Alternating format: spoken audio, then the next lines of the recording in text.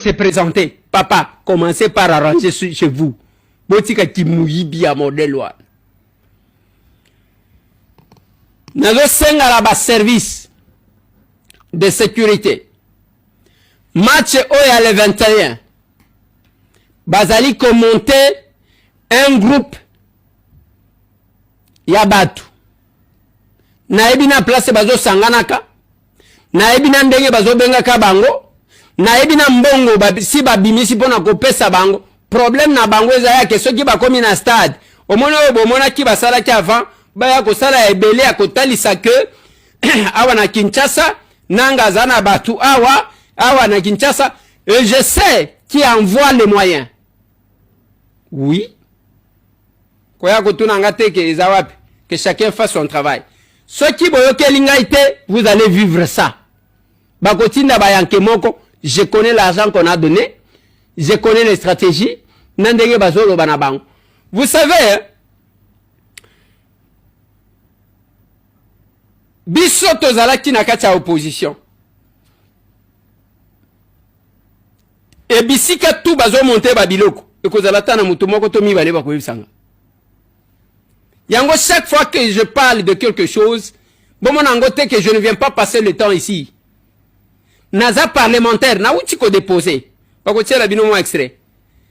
Ma proposition de loi sur la première fois, il y a un moment dit Herman Cohen, na sima kokuta na Fatina Kagame, na otobengi mboka ya Kata. Herman Cohen moutali boso alobi Fati n'est pas seulement elle fait les stratèges, mais c'est un animal politique.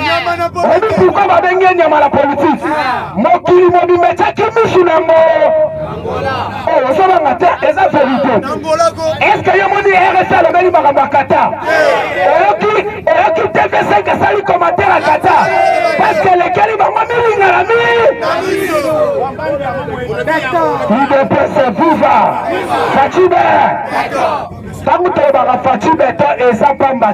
la parole fait cher. La vie et la mort sont au pouvoir de la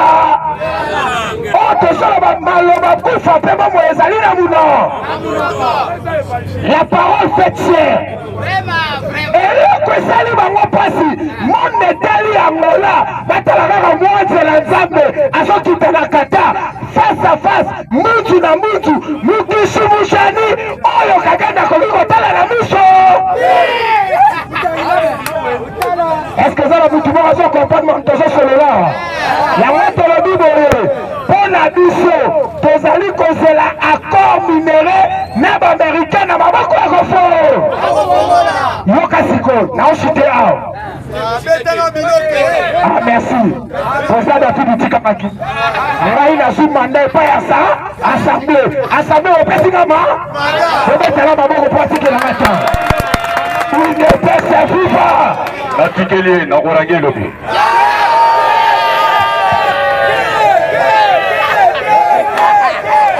Oti wae leo sengi ya range tota la lobi.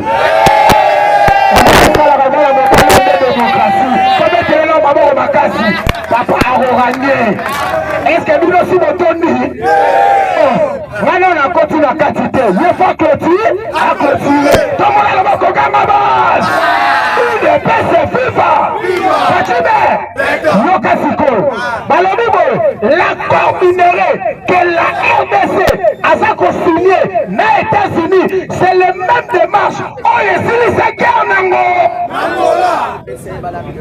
Non, on a continué. Donc, c'est quoi? Balobibo. Savimi a gagné Angola plus de 25 ans. Et c'est là qui n'a Eduardo Santos, il a commis Pesabiso, Kotisabiso, na système, Otozobenga, il y a contrôle, il y a pétrole. Pour pétrole, il y a Angola. Pesabiso, contrôle, il y a diamant. Na or, pour que Angola ait vendu la kimia. Et nous sommes américains, pour qu'on commissariat intouchable, na Katia Afrique, ça. Et là, on a ouvert la guitare, on a la guitare. Et là, on va s'imaginer. Si on yoka, ça vit ma kendata. Ma diplomate, on va venir ma politologue engagé, ma grand analyste politique par le Bible. Les démarches qui a entrepris Félix Tshisekedi, c'est le même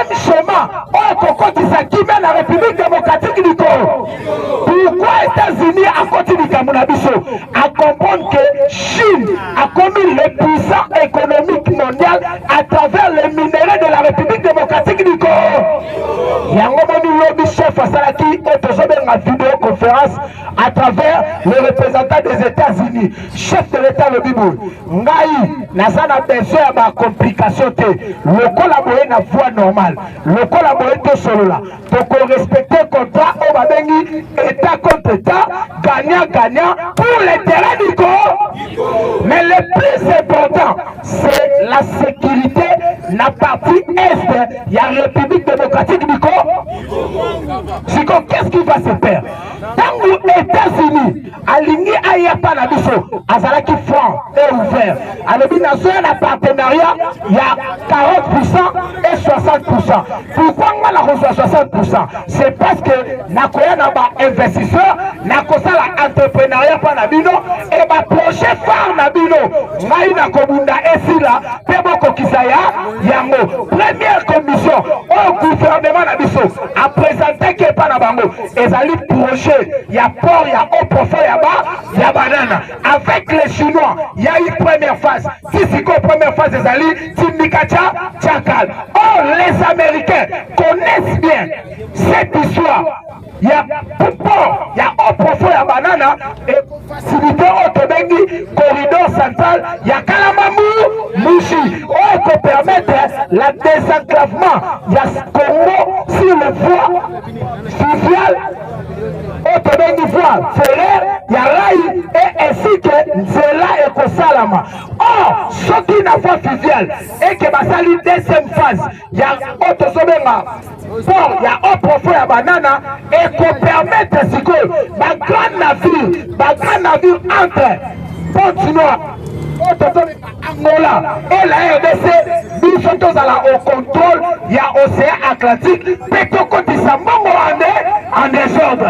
Et quand cela ne tienne, maintenant pour la partie Est, à ce qui concerne le minerai, les États-Unis fera de la sorte, ma grande société, Otobengi, ma grande chambre de décision économique, ma koya s'installer, la Katia, partie Est de Mokarabiso, Nenge et Salama na Rwanda, ici, il y a raffinerie, ici, il y a traitement, il y a ma produit, il y a première qualité en minerai Nabiso, coltan, cuivre et colbat, ainsi que uranium, lithium et coco, Marcosala géré et pas Nabiso, et le gouvernement congolais, aura l'accès à vente, exportation, na importation.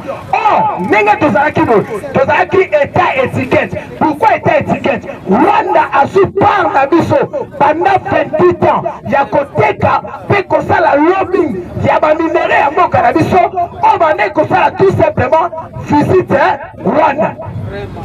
UDPS viva. Et maintenant, partenaire officiel, on va dire qu'on sponsorisait dans le monde. Sur le plan financement, c'était le Qatar. Il y a comment le Qatar a salini, a mis à saler la Rwanda. On te sauve un aéroport moderne et puis a financé la Italie aviation. Depuis Kaka, Congo, à Kangaki, aux alliés à frontière et que Rwanda Airways et l'allié contrôlé, n'a pas sanction, il y a communauté internationale. Et quand il dit chômage économique na Rwanda, il y a un moment dit roi à Qatar à comprendre que pour l'instant, à travers financement, automatically qu'on compte pas à Rwanda, monde est pessimiste au Congo.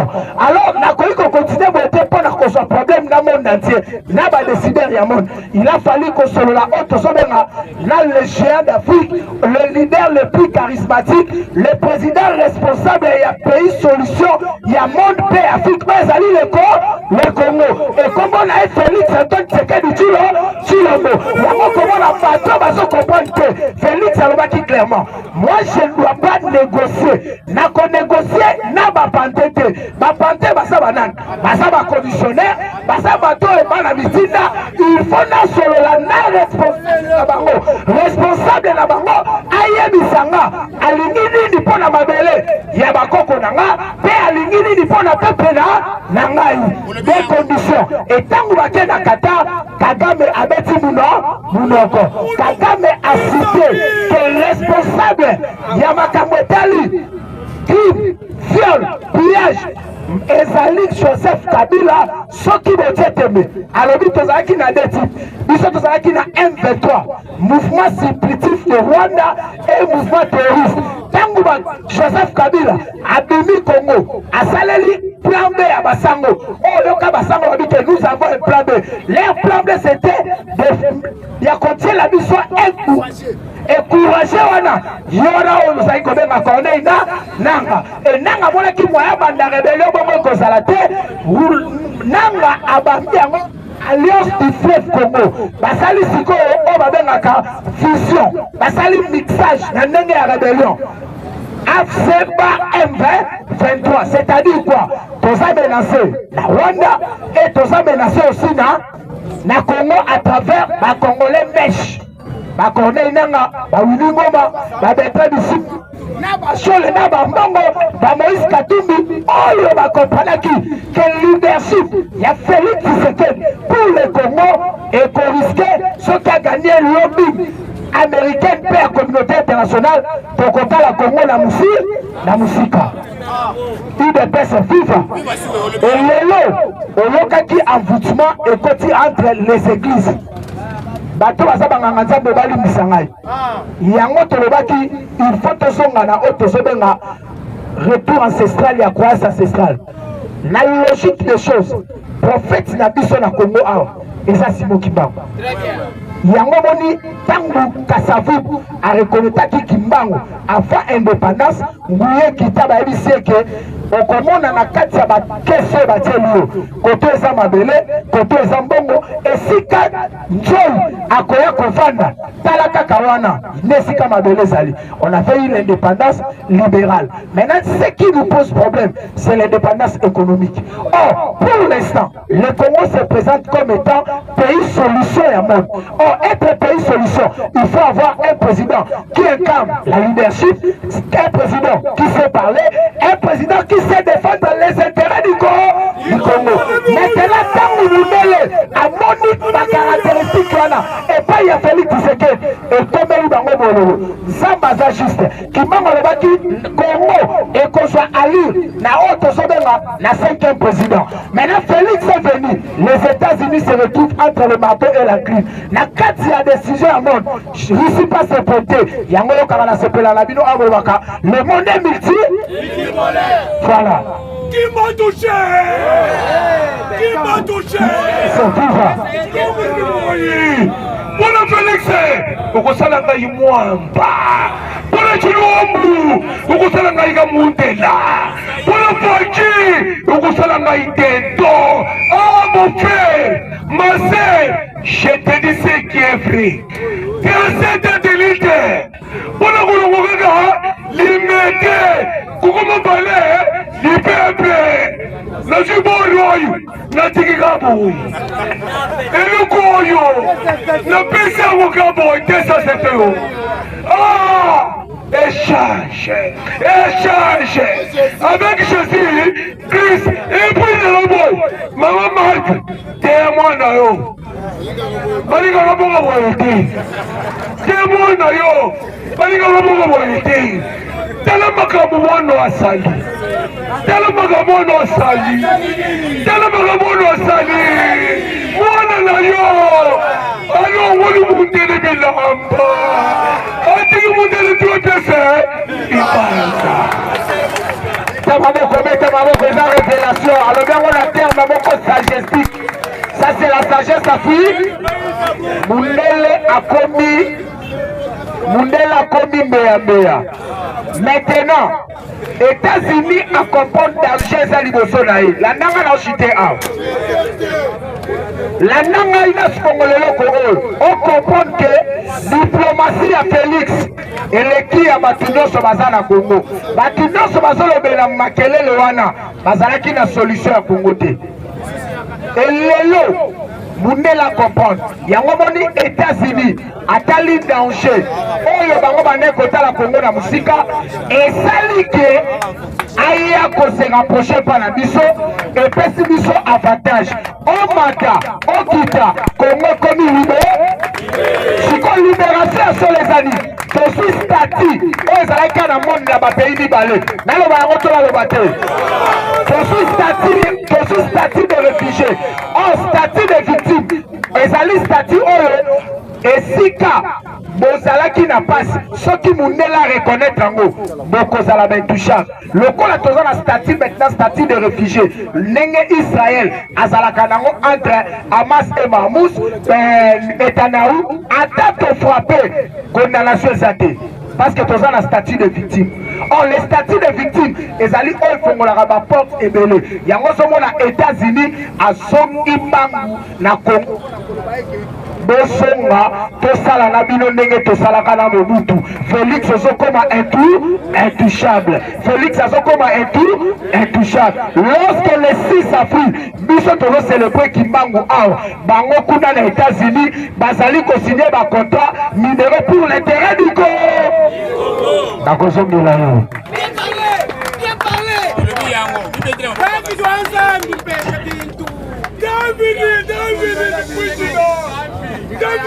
Le monde est multipolaire. Dans les États-Unis, la Russie, la Chine et la RDC. Toujours dans la futilité où tout le monde va te mêler, surtout les Congolais, nous sommes agressés par des Rwandais. Tout le monde va te mêler dans la direction de Kayombo. Kayombo ndenga lobaki que Seigneur, ceux qui n'ont commis pembeni à Jésus na yebse longola ba ange. Pona ngamoko na saleni. Mais on dit que il y a des gens au baliaka me ba makayabo na motu, bazo attaquer Kayombo. Dieu nous a créés à son image, a créé biso na image ya ba ange te. Biso tokokani na Nzambe. Les anges asalina no masumu te. Ange adobana no mwasi te. Bien parlé. Ange afinga te. L'ange asali ata lisumu ata moko te. Mais un homme, ce qui a bimi molongi devant Jésus, on l'équipe même en ange la puissance. Pourquoi? Sur la terre, ton l'équipe, ton moni basé à Babassin, ton moni maramoué belé, mais ton qui focalisé quand liloba. Malgré tout, ceux qui n'ont télémis devant Jésus, n'a pas tout ange Gabriel. Est-ce que yo oyebi couleur ya mwasi? Olita wapi? Est-ce que yo ofinga o se repentir? Yo est-ce que yo ange oyebi douleur oyo toleki na mabele? Est-ce que oyebi pasi oyo toleki na mabele? Ange va faciliter bango. Les anges vont faciliter bango. Mais nous sur la terre, toleki na ba barrière na makambo ebele. C'est pourquoi nous avons appuyé Kayombo. Vous des Rwandais, na bino ba Congolais de basse classe. La lola to oyebisa ba Gabriel bolo wawa. Biso totika la tokomisa Nzambe.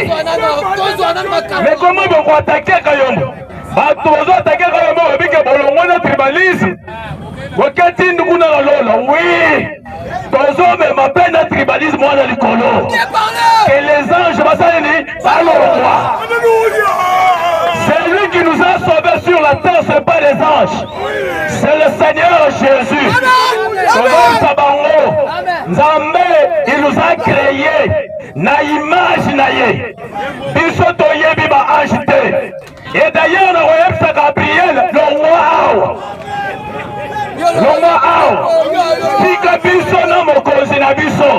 C'est nous-mêmes qui va protéger Nzambe likolo. Nous sommes agressés. Vous attaquez Kayombo. Congolais, vous avez est-ce que vous avez la Bible? Vous avez la Bible? Vous avez la Kayab na mutu. Nous devons dépasser même des anges. Comment? Oh, bon, mon niveau, même tribalisme. Tribalisme. Ce qui est baralilo bate, Kayombo a la raison. Torem sa ange, le wanan. Disons mon coton koumi ça y est, ding. Kuna, les anges là, basalini, palomba.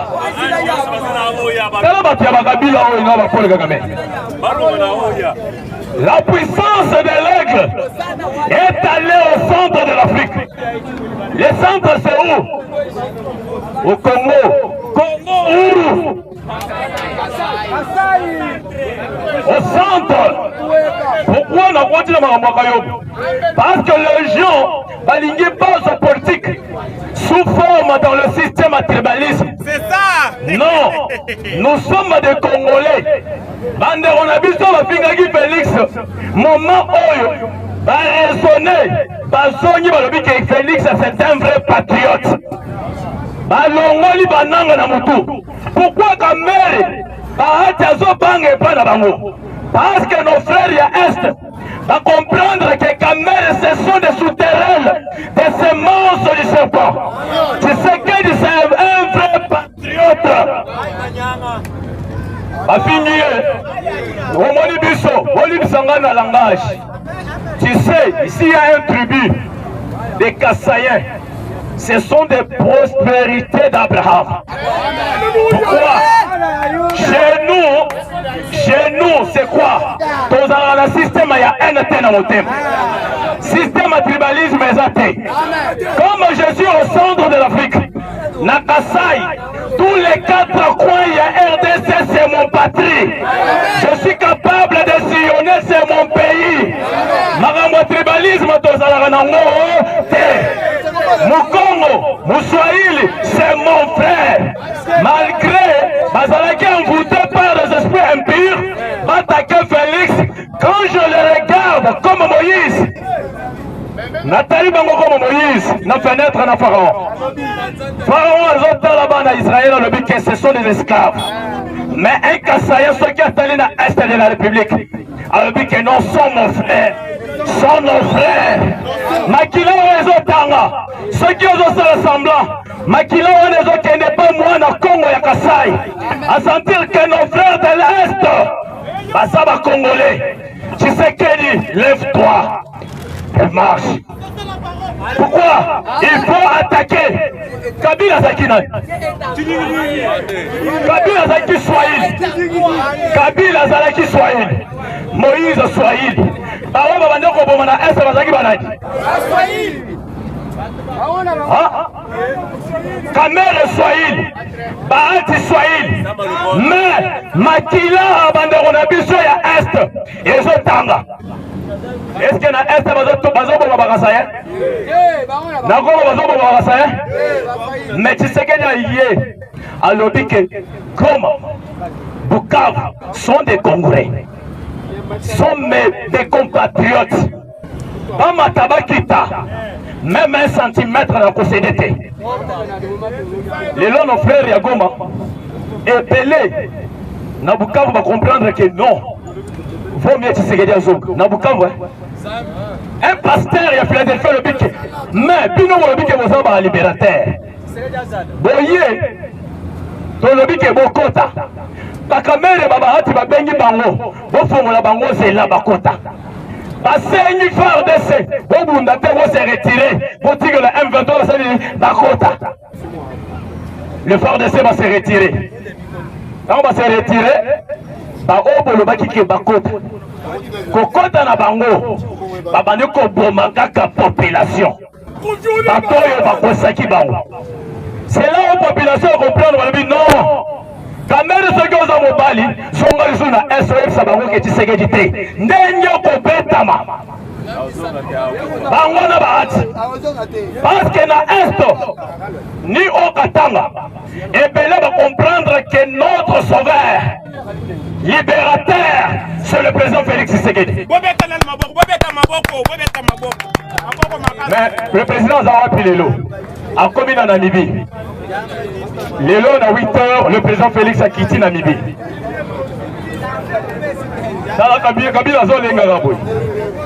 Pourquoi ozolenga Tshisekedi azosilisa bino bozokangama bango bakanisaki ke Félix akokende na mibi te balali kaka boye na ndoto bamoni ka Félix akoti na mibi 8 heures Yehowa Masia Maweja Moulobo Papa, tu sais que je vais monter plus loin pour vous dire ce qu'il est basé Ange Gabriel a battu Ao. Battu Tshisekedi Ao. Moi je vais choisir Tshisekedi. Parce que Tshisekedi a l'équipe l'ange Gabriel. Parce que Dieu utilise un homme.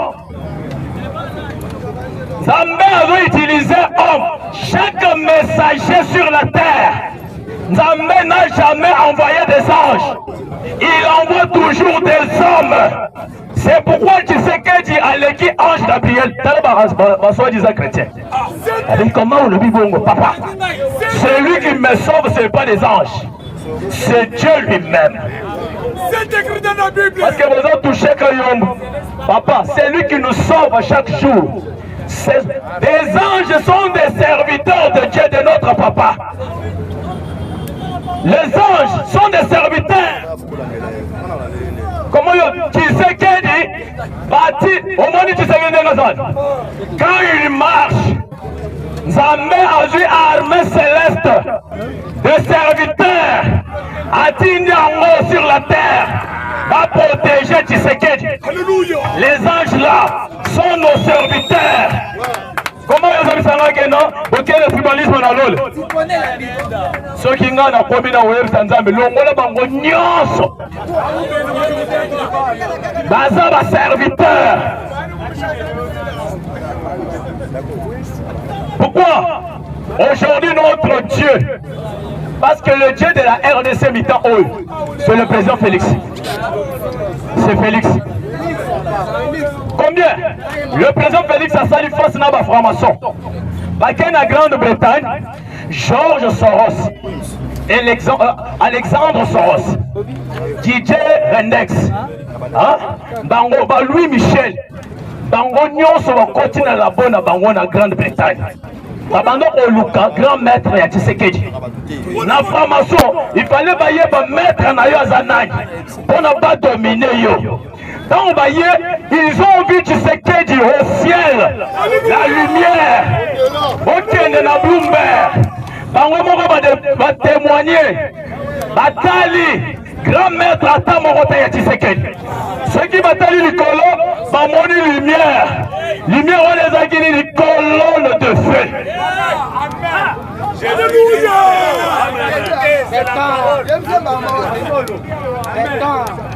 Parce que ceux qui ont besoin, il n'y a pas de mystère. Avant, parce que Batobele, Bamoni, Bakangi, un homme d'affaires, nous avons focalisé dans l'Est de la République. Ceux qui ont Nathalie, mais c'est Arish. Au lieu que vous ayez des boucans, comment tu es? Tala Arish, Tala Tshisekedi. Comment Tshisekedi n'a service de renseignement? Papa, vous mettez le service de renseignement, ma beaucoup.